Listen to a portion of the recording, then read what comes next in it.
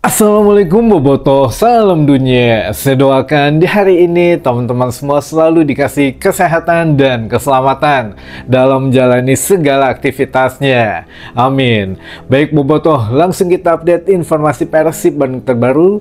Dan sebelum kita mulai, seperti biasa kita juga ingin ngucapin hatur nuhun pisan buat teman-teman Bobotoh yang sudah subscribe, yang sudah like, yang sering komen juga di channel ini.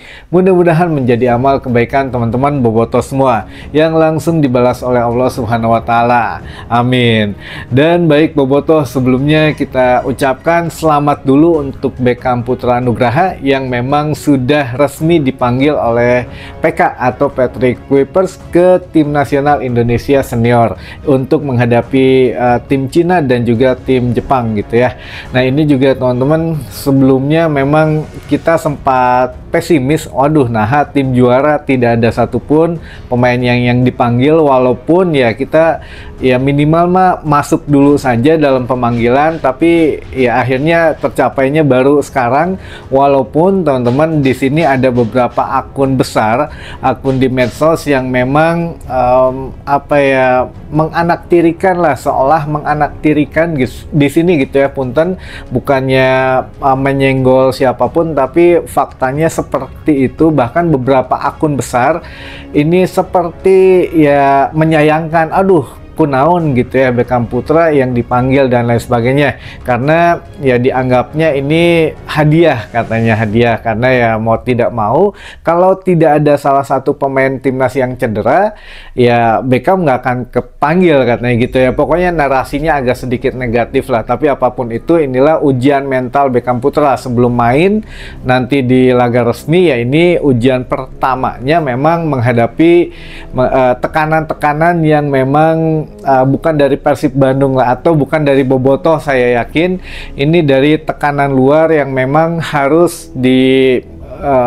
disusun dengan baik mental Beckham dari sekarang gitu ya. Kalau tidak, udah down duluan, nanti mainnya juga agak acak-acakan lah. Jadi jangan pedulikan komentar orang lain, terus saja fokus untuk timnas Indonesia, untuk Beckham Putra gitu ya. Bahkan Beckham sendiri kemarin bilangnya gitu ya, sempat kaget tiba-tiba kan ditelepon gitu ya, harus siap-siap, harus langsung ke Bali. Jadi memang tidak ada waktu istirahat, jeda untuk liburan setelah membela timnas, mungkin ya baru bisa libur untuk etam gitu ya. Ya sekali lagi kita ucapkan selamat untuk Beckham Putra Nugraha, yang mana mudah-mudahan memberikan yang terbaik untuk timnas Indonesia, terutama untuk nama besar Persib Bandung gitu teman-teman. Alhamdulillah.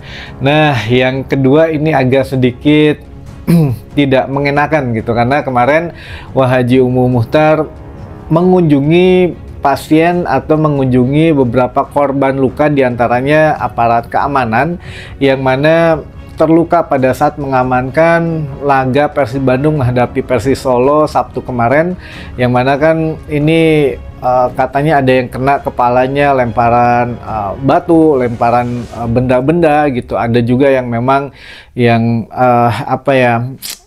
setidaknya kena flare gitu ya, dilempar dari luar gerbang, kena flare. Nah ini ya aduh kumaha gitu, Wahaji Umu aja udah bilangnya ini nggak sehat lah untuk supporter kayak gini tuh, janganlah, katanya. Kita juga harus menjaga rumah Gebela tuh rumah kita, jadi harus dijaga, dirawat sama-sama, jangan naun gitu kikituan gitu ya teman-teman. Makanya ini juga jadi satu hal pembelajaran, kita harus menjadi pembelajaran bahwa untuk sanksi denda sepertinya memang akan sedikit lebih besar daripada sanksi yang kemarin yang hanya 125 juta ketika Persita menghadapi Persib Bandung. Nah, besok ketika sanksi ini keluar gitu ya, Persib menghadapi Persis Solo ini akan jauh lebih besar. Karena apa? Kita ambil pelajaran dari PSS Sleman kemarin. Untuk manajemen PSS Sleman atau panpelnya di sini dikenakan denda 270 juta rupiah ditambah 25 juta rupiah. Jadi kurang lebih total 295 juta rupiah dari dua pelanggaran gitu ya, atau dari dua sanksi. Yang pertama 25 juta rupiah atas tidak bisa mencegah kehadiran supporter dari Persija Jakarta. Nah, ini didenda karena ada supporter tamu. Lalu didenda lagi 270 juta rupiah karena apa? Kesalahannya rada banyak dan hampir-hampir mirip dengan Persib Bandung. Ini yang pertama teman-teman, 270 juta ini diakibatkan banyak lemparan air mineral ke lapangan yang pertama, lalu penyalaan flare dalam jumlah yang banyak, lalu juga ada menyebabkan penonton sesak nafas dan batuk-batuk katanya karena asap flare itu sendiri. Lalu juga ada bentrokan di luar stadion. Nah ini atau keributan di luar stadion. Nah ini yang menjadikan PSS Sleman selain mendapatkan denda total 295 juta rupiah plus 2 kali larangan bermain di laga kandang tanpa penonton di musim berikutnya. Jadi ini berlaku gitu ya, sanksi di musim ini berlaku untuk musim selanjutnya. Nah bagaimana dengan Persib Bandung? Kita coba ambil kesamaannya. Flare iya ada gitu ya, banyak iya sama banyaknya. Lalu juga ada korban luka-luka ada gitu, ada korban yang sesak nafas ada teman-teman. Lalu di luar lapangan pun ada yang keributan ada juga teman-teman, bahkan yang luka-luka anggota kepolisian. Nah ini memang ya hampir sama, bedanya cuma tidak ada spanduk yang provokatif. Kalau di PSS kemarin kan ada spanduk provokatif, tapi itu ya hukumannya sanksi teguran tegas, bukan sanksi uang gitu ya. Nah Persib Bandung ya hampir kurang lebih sebagian besarnya sama, sehingga bisa dipastikan 250 jutaan lebih mah ada gitu ya. Nah kita juga nggak tahu apakah memang akan disanksi tanpa larangan bermain juga atau tanpa penonton di musim berikutnya. Kita tunggu nanti sanksi dari Komdis teman-teman. Nah jadi ya mudah-mudahan tidak diulangi lagi. Belum lagi pitch invasion itu dihitung atau tidak gitu ya oleh Komdis PSSI. Kita tunggu kabar selanjutnya gitu teman-teman. Nah yang terakhir mungkin ini yang agak-agak sedikit menguras tanda tanya kita, David Da Silva teman-teman. David Da Silva kemungkinan meninggalkan Persib Bandung itu sudah di atas 75% sampai saat ini. Apa saja indikasinya? Ini juga kita menunggu sebetulnya sampai dengan hari ini. Hari ini katanya akan ada pembicaraan yang mana dihadiri gitu ya oleh manajemen dan juga oleh perwakilan dari DDS. Mungkin ya DDS dan agennya kemungkinan ya memang akan negosiasi terakhir. Kalau tidak deal ya mungkin ya sudah, alamat wassalam gitu ya, sayonara untuk DDS di musim depan.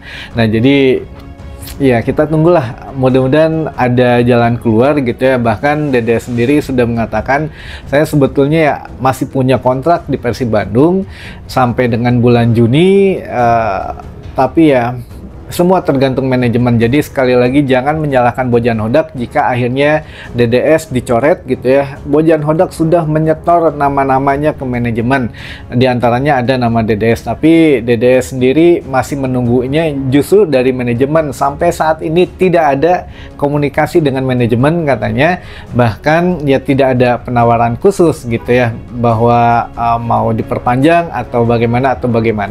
Tapi teman-teman, dari benang merah yang kita cari atau benang merah yang kita ketahui, ada 2 orang yang sudah mengkonfirmasi pemain Persib sendiri, atau bisa dibilang mantan lah sekarang ya, karena kompetisi sudah selesai. Dari Ciro Alves yang mengatakan, saya juga kan tidak ada komunikasi dari manajemen, tiba-tiba secara verbal saja, secara ngobrol siga baturan gitu ya, bukan secara profesional. Ditawarin kontrak hanya 1 tahun, tapi 1 tahun pun diturunkan gajinya. Nah itu rada enak katanya. Untuk cara profesional ya tidak profesional manajemen Persib Bandung. Lalu yang kedua, akhirnya buka suara Kevin Ray Mendoza kemarin teman-teman. Kenapa memutuskan pindah? Karena sama sekali tidak ada obrolan dari manajemen, walaupun kontraknya sudah habis, tidak ada diajak ngobrol baik-baik, tidak ada dibaik-baikin gitu ya, tidak ada hal-hal yang memang perlu dia pertahankan di Persib Bandung. Kalau cinta sama klubnya iya, cinta sama Bobotoh iya, suka akan kotanya iya, tapi ke manajemen kayaknya enggak. Nah ini berarti ada sesuatu ini manajemen kumaha gitu ya, nggak ada obrolan, tidak ada penawaran. Jadi ya daripada nunggu-nunggu tawaran yang lain juga udah banyak, ya udah ambil aja. Nah tapi tidak diungkapkan kemana tujuan Ray Mendoza, yang pasti dia mau liburan dulu ke Bali. Apakah memang ada kaitannya kiper Bali ke Bandung atau kiper Bandung yang ke Bali? Nah ini menarik karena kan Bali United sekarang sudah mengumumkan pelatih barunya asal Belanda. Apakah pemain-pemain yang setidaknya keturunan Belanda atau punya darah Belanda akan ditarik ke sana? Nah nanti kita juga punya sedikit informasinya teman-teman di next postingan saja. Tapi yang jelas sekarang kita fokus ke DDS dulu. DDS sendiri sebetulnya ingin menyatakan pensiun, walaupun kemungkinan ya kalau memang hari ini bisa jadi DDS ya nggak apa-apa lah, perpanjang saya aja, tapi gajinya tetap kalau memang diturunin juga tong gede-gede teing. Kalau DDS memang ingin begitu ya sepertinya akan terus lanjut di Persib Bandung. Tapi kalau memang tidak deal, karena kan mungkin dituruninnya, bahkan Ciro Alves sendiri ya memilih hengkang daripada diturunin gaji.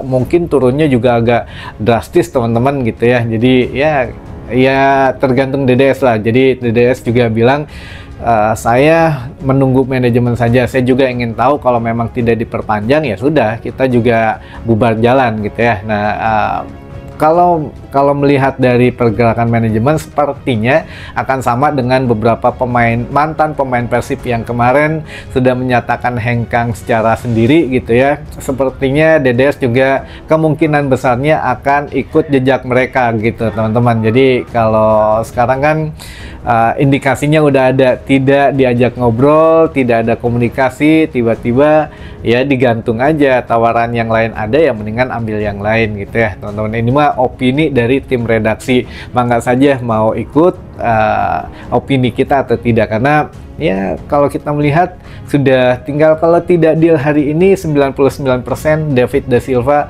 out, kita tinggal posting lagi nanti hatur nuhun gitu ya. Tapi ya mudah-mudahan kalau memang tidak terjadi ya tidak kita posting teman-teman. Tapi kalau itu terjadi ya manggalah, karena kita juga tahu untuk David Da Silva beberapa rekam jejaknya gitu ya selalu dipakai oleh semua pelatih di zamannya DDS gitu ya, dari Rene Albert, Luis Milla, sekarang Bojan Hodak, selalu terpakai gitu. Jadi tidak ada alasan pelatih tidak suka, ini memang alasannya ada di manajemen. Lalu yang kedua, DDS pun pernah mempermasalahan masalah kontraknya ketika mogok bermain gitu ya kemarin. Jadi Wahaji Umuh saja, sekali berWahaji Umuh tidak tahu kemana David Da Silva gitu ya, dikatakan sakit nggak ada kabar, ke tim dokter nggak ada kabar gitu ya, ke manajemen nggak ada kabar, tiba-tiba ya begitu ada kesalahan kontrak. Nah ini memang ya itulah manajemen dalam segi kontrak memang harus diperbaiki gitu teman-teman. Ya kita lihat saja lah, selain mungkin usia dan juga riwayat penyakit, ya DDS juga mungkin harus dipertimbangkan masalah yang lain-lainnya gitu ya. Walaupun memang ada yang menganggap masih layak, tapi semuanya tergantung manajemen Persib Bandung teman-teman. Mangga manajemen Persib Bandung dipercepat saja, jangan digantung. Kalau mau ya perpanjang, kalau tidak dilepaskan saja, karena klub lain juga menunggu jawaban dari DDS teman-teman. Baik, mungkin itu dulu saja informasi yang bisa saya sampaikan di hari ini. Mudah-mudahan menambah informasi dan wawasan teman-teman Bobotoh semua. Sampai ketemu lagi di informasi selanjutnya. Wassalamualaikum Bobotoh, salam dunia.